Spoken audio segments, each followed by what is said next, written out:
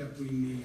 The military now rushing medical gear, including 5 million N95 masks for civilian use and 2 million ventilators. The HHS national stockpile now rolling out.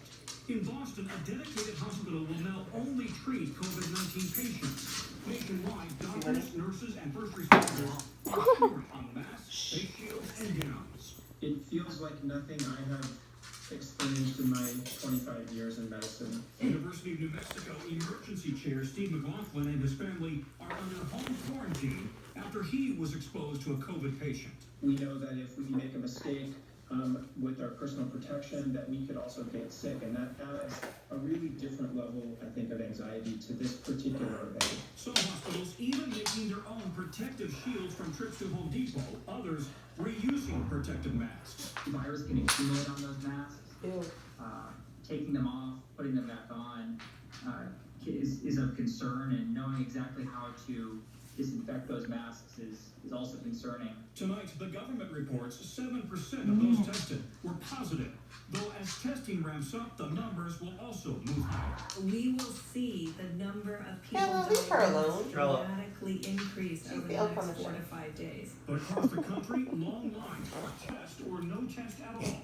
South Dakota is temporarily delayed. At an Atlanta area test site, our team kept 6 feet distance when Cynthia Eunice approached to say she had been turned away. It's been very frightening. This is just with the symptoms. I don't even go to the hospital no more. I just lay in the bed and put up with the shortness of breath.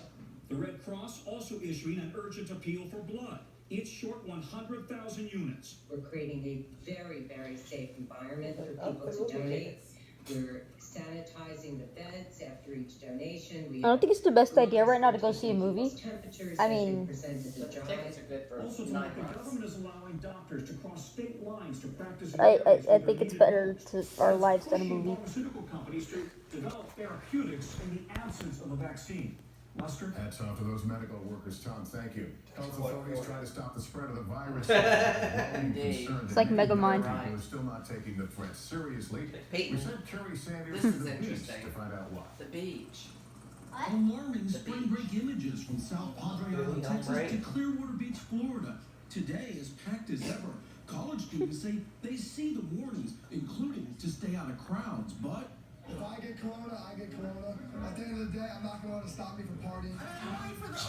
Whoa, is that Johnny Manziel? Virus now exposing a generational divide, with authorities pleading. That guy, I hope he gets sick from the virus just for that. Social distance.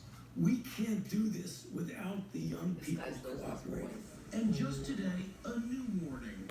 There are concerning reports coming out of France and Italy about some young people getting seriously ill. Sobering news is sparking even more outrage over images like these from a lung transplant survivor. Self-centeredness of many who, this is not going to affect me. The younger generation, we're the healthy ones. Some spring breakers told us they know they're in the spotlight. Is the bad rap earned? I mean, are we seeing your generation ignore what they should be doing? I mean, I'd say no, because I know our university is completely shut down. Meanwhile, just a short distance from the beach, those most at risk. You like the idea that we're doing the interview like this with this protection? Yes. 93-year-old Shirley Acker told me when she was young, her generation would have heeded the warnings. We did when we were younger. What's the difference today? They think they know it all. That's what I think. They think that they're better than the children were years ago, and we just listened. That's why I got to be 93. In the wake of extreme criticism late today, the Clearwater City Commission Kind of looks like the Granny a beach little will bit. close down, The hair. but not until Monday. I carry the battle to get everyone on the same page on this. Tonight, the Senate passing an aid package to help those impacted by the virus, granting paid sick leave to hourly workers and expanding unemployment insurance. But Wall Street tumbled once again today. Peter Alexander has details. Tonight, President Trump casting this crisis as an unprecedented battle. I view it as in a sense, a wartime precedent. I mean, that's what we're fighting. I mean, it's a very tough situation. It's the invisible enemy. That's always the toughest enemy, the invisible enemy. Wow. But we're going to defeat the invisible enemy. And more details about one of the A ways wartime he wants to president? fight it, those checks to most Americans. The administration calling for 2 rounds of payments, the first to start going out April 6th, the second 6 weeks later. Congress is still negotiating, but it remains unclear how big the checks would be and who gets them. President Trump also pushing back on his Treasury Secretary's private warning to lawmakers that if the federal government does not act, unemployment could skyrocket to 20%. I don't agree. That's a absolute total worst case scenario. No, we don't look at that at all. Meanwhile, tonight he's brushing off frustrations about how some of the rich and famous are getting tests before others. How are non-symptomatic professional athletes getting tests while others are waiting in line and can't get them? Do the well-connected go to the front of the line? Well, you'd have to ask them that question. I mean, I've read. No, I wouldn't say so, but perhaps that's been the story of life. He did. Tonight, the president is also defending calling the coronavirus the Chinese virus, despite fierce criticism that the term is racist and stigmatizes Chinese Americans. His own CDC director saying it's inappropriate. President Trump tonight insisting it is not racist, but accurate, he says, because the virus started in China.